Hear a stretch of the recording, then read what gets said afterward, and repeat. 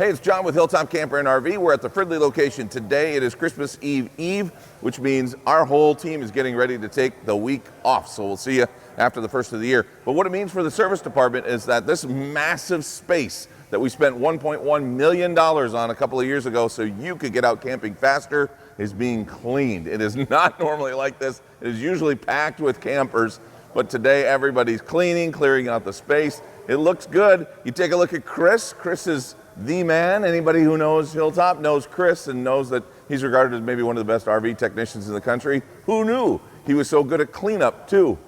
And with all this space, perfect opportunity to take advantage.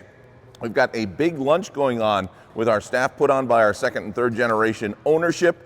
As we get ready to celebrate 75 years of Hilltop Camper and RV in 2026, we will see you then, and we wish you a happy holiday.